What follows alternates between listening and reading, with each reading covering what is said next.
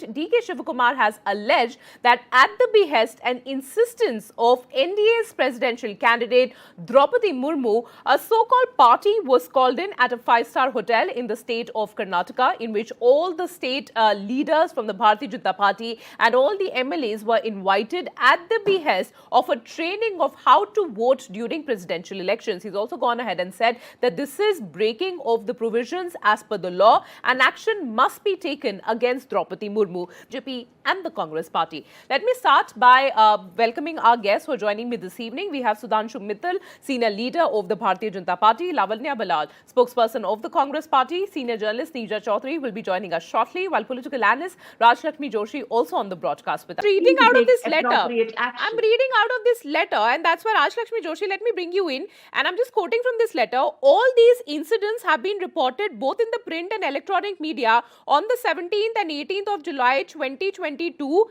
and then he's filing a complaint today after the elections have come to an end. Is it mudslinging, if I may ask? Good evening, Aditi. This is actually, quite amusing, I must say, because, actually they're like, Sudhanshu ji was saying, they're frivolous charges. And, I would like the Congress to come out with one particular case where, there has been some kind of violation of the Constitution. There is none. Because I don't think the BJP is not entitled to give directions as to how the voting process is conducted, or to direct them together to the voting venue or anything of that sort. What is unconstitutional in any of this? I hope that the Congress actually takes some lessons about how the organization is built, how it is kept together, and how the flock is kept together, so that their members actually don't go in for cross voting. And very firstly, the very choice of their candidate was such that some of the members have themselves come out openly. The congressmen have come out openly and they have said that we have voted against the opposition candidate. So I think that these are just charges because Mr. DK Shivakumar wants to remain relevant. And like today, he's staking claims to become the next chief minister. How, where, when, that I don't think he has any clue. But he is taking claims to the post of the chief minister. So he is trying to remain relevant within his party and trying to gain some kind of brownie points by doing whatever means possible. And because Lavanya, let me bring you back again. Okay, Rajalakshmi, let me bring Lavanya wanted to come in. Lavanya, come in and also respond to what Rajalakshmi is saying. That is this an attempt by DK Shivakumar, who earlier today had reached out to the Vokkalega community by saying that if you vote for me, I'll become the chief minister. Is it actually an attempt to stay relevant? Previous guest that he does not need to make an attempt to stay relevant because he's a politician with more than 35 years of political experience. What is the political experience of the guest who just spoke?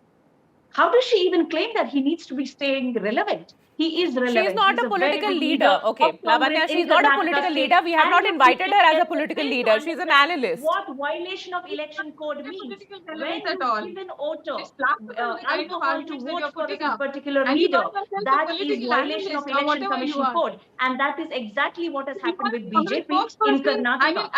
Rajalakshmi, let Lavanya finish her point. Rajalakshmi, just give Lavanya about a few seconds to make a point. Comments. Aditi, I'm appalled that you have guests who do not have basic understanding of election commission code. This is appalling. And to make comments like he's trying to stay relevant, absolutely not acceptable. Okay, not acceptable. But Mrs. Sudhanshu Mittal. At least one point, my honorable panelist would have, if she would have mentioned at least one point. About what exactly was unconstitutional, then I would have accepted that she is whoever she claims to be. Okay, let me also bring in Mr. Sudhanshu Mittal, who's also been waiting patiently. Mr. Sudhanshu Mittal, I'm trying to understand the context or the intent of putting this letter out, of filing a complaint.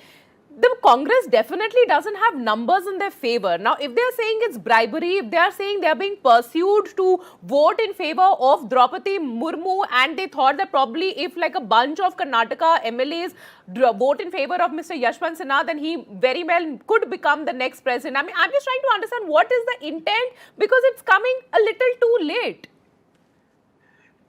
Since you are still trying to decipher the intent, it actually brings out the absurdity of the situation. One word, Rajalakshmi ji has put on, she's articulated a very relevant point. She says, the letter says, there is a violation of the election code or the guidelines of the election commission. Now, which guideline is being violated by what act? You see, it's never in abstract. There's nothing known as violation of the election commission guidelines. You always say, section so-and-so of the guidelines says so-and-so. This is a situation and that is how it is violated. So what is the guideline which has been violated? And by whom? See, as you rightly pointed out, the complaint is against the NDA candidate. And the act is that BJP was trying to educate its MLAs, which is against. Now, electoral college is a separate issue. And the campaigning of the candidate is a separate issue.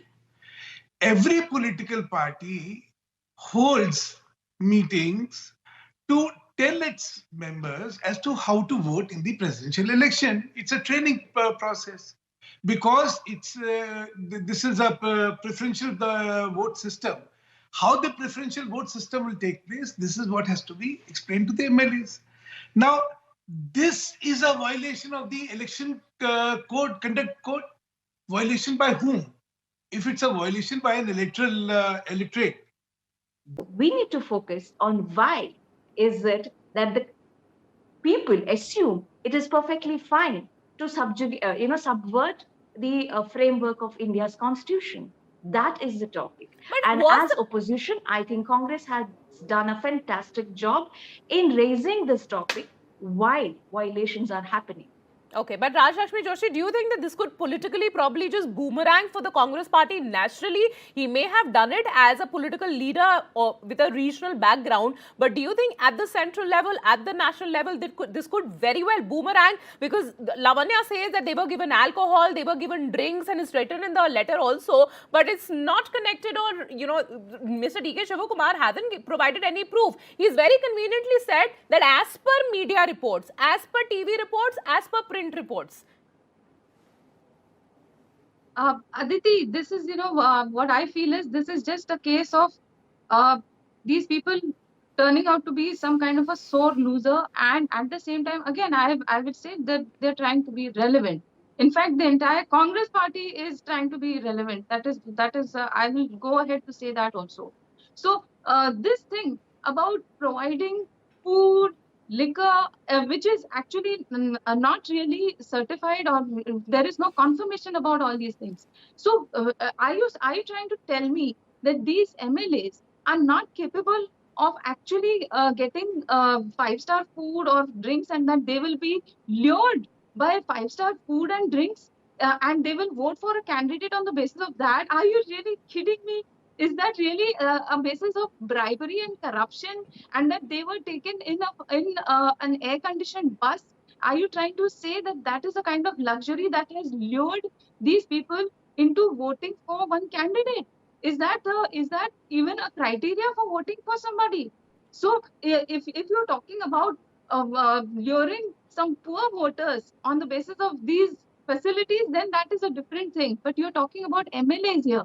So you cannot compare apples with oranges and say that just like you lure electorate with free food or free whatever drinks, etc. So similarly, you have given them some 5-star food, and you're expecting them to vote for the president in that way. Okay. I mean, you have to really be a little more. I think you can do better than this in your arguments and some whatever points. Okay. Before I bring in Mr. All right, Rajalakshmi, just a second. Before I bring in Mr. Sudhanshu Mittal. Sudhanshu ji, okay. Sudhanshu ji, please come in and make your point. I'll go to Neerja after that. Neerja ji, you just said that BJP should have been more careful.